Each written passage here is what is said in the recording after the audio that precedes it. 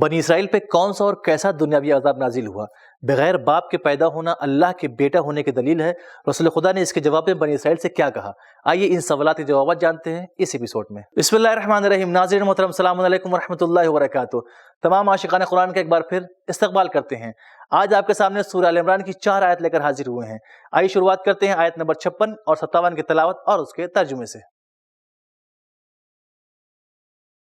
كتاب أنزلناه إليك مبارك ليدبروا آياته وليتذكر أولو الألباب بسم الله الرحمن الرحيم فأما الذين كفروا فأعذبهم عذابا شديدا في الدنيا والآخرة وما لهم من ناصرين وأما الذين آمنوا وعملوا الصالحات فيوفيهم أجورهم واللہ لا يحب الظالمین۔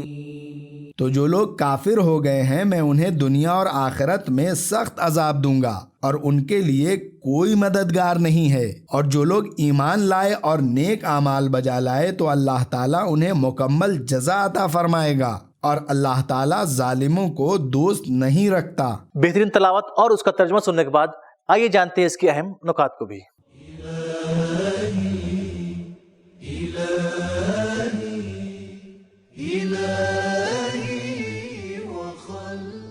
تفسیر اطیب البیان میں بنی اسرائیل کے دنیاوی عذاب کا ایک نمونہ اس طرح بیان کیا گیا ہے کہ حضرت عیسیٰ علیہ السلام کے 37 سال بعد تیتوس نامی شخص قیصر روم یہودیوں پر غالب آیا اور ان میں سے لاکھوں افراد کو تہہ تیغ کر دیا اور ہزاروں لوگوں کو قید کر لیا۔ اس کے حکم کے مطابق یہودیوں کے تمام مال کو نذر آتش کر دیا گیا یا پھر لوٹ لیا گیا، اور ان کے قیدی افراد کو درندوں کے حوالے کر دیا جاتا۔ کفار کو دھمکانے کے ساتھ اہل ایمان کی ترغیب ضروری ہے، جیسا کہ ایمان کے ساتھ ساتھ نیک کاموں کو انجام دینا ضروری ہے۔ اہم اور مفید نکات کو جان لینے کے بعد آئیے جانتے ہیں اس کے اہم اور مفید پیغامات کو بھی۔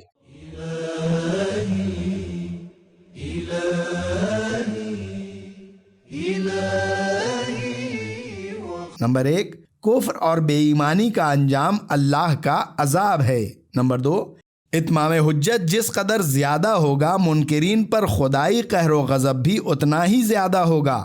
جو لوگ حضرت عیسیٰ علیہ السلام کے ہاتھوں مردوں کو زندہ ہوتے دیکھتے رہے لیکن ایمان نہیں لائے تو ایسے لوگ ہر قسم کے عذاب کے مستحق ہیں۔ نمبر 3، کبھی اللہ تعالیٰ اسی دنیا میں سزا دیتا ہے۔ نمبر 4، خدا کے عذاب کو دنیا کی کوئی طاقت نہیں روک سکتی۔ آئیے اب سنتے ہیں اس ایپیسوڈ کی دوسری آیت یعنی سورہ آل عمران کی آیت نمبر 58 کی تلاوت اور اس کے ترجمے کو۔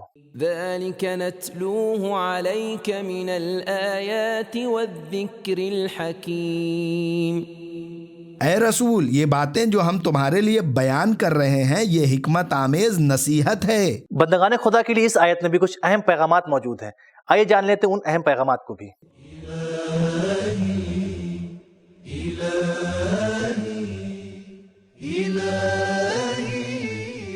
نمبر 1، ایک صحیح اور مستقل مزاج رہبر کے لیے خدا کی نشانیوں اور استدلال بھرے محکم بیان کا ہونا ضروری ہے۔ آئیے اب سنتے ہیں اس ایپیسوڈ کی آخری آیت یعنی سورہ آل عمران کی آیت نمبر 59 کی تلاوت اور اس کے ترجمے کو۔ ان مثل عیسیٰ عند اللہ کمثل آدم خلقه من تراب ثم قال له كن فیکون۔ یقیناً حضرت عیسیٰ علیہ السلام کی تخلیق کی مثال اللہ کے نزدیک آدم کی تخلیق کی مثال جیسی ہے کہ اسے مٹی سے پیدا کیا اور پھر اس سے فرمایا کہ ہو جا، پس وہ ہو گیا۔ بہترین تلاوت اور ترجمہ سننے کے بعد آئیے سنتے ہیں اس کے اہم نکات کو بھی۔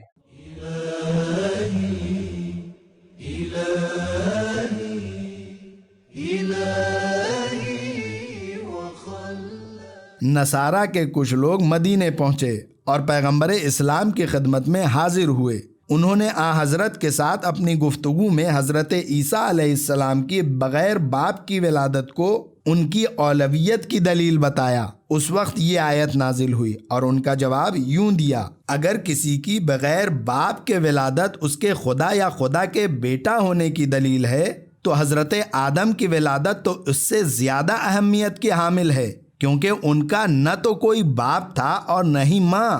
تو پھر تم آدم کو خدا یا خدا کا بیٹا کیوں تسلیم نہیں کرتے؟ عاشقان خدا کے لیے اس آیت میں خدا نے کچھ اہم پیغامات بھی رکھے ہیں۔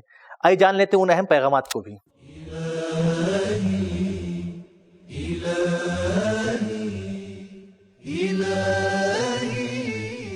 نمبر 1، مخالفین کو اسی راستے سے جسے وہ تسلیم کرتے ہیں حق کی طرف دعوت دیں۔ عیسائیوں نے یہ بات تسلیم کر لی تھی کہ حضرت آدم علیہ السلام خدا کی مخلوق ہیں، یا یہ کہ ان کے ماں باپ نہیں تھے۔ نمبر 2، تاریخ اور گزشتہ تجربات کو دہرانا اور عملی نمونے پیش کرنا دعوت کا بہترین راستہ ہے۔ نمبر 3، اللہ تعالیٰ کی قدرت کی کوئی حد و حدود نہیں۔ تو ناظرین، ہم نے جانا کہ بنی اسرائیل کے قتل کی منصوبہ بندی کے 37 سال بعد اللہ نے 33 نامی شخص کو ان پر مسلط کیا، جس نے لاکھوں یہودیوں کو قتل کیا اور ان کے اموال کو جلا دیا اور بہت سو کو قیدی بنا کر درندوں کے حوالے کر دیا۔ رسول خدا صلی اللہ علیہ وسلم ارشاد فرماتے ہیں کہ بغیر باپ کے پیدا ہونا اگر اللہ کے بیٹے ہونے کی دلیل ہے تو جناب آدم بنا ماں باپ کے پیدا ہوئے تھے تو وہ بھی اللہ کے بیٹے ہیں، جبکہ ایسا نہیں کہا جاتا۔ تو آج کا ہمارا ایپیسوڈ یہ ختم ہوتا ہے، ملتے ہیں اگلے ایپیسوڈ میں، تب تک کے لیے خدا حافظ۔ سبیل قرآن، قرآنی سماج کی پہچان۔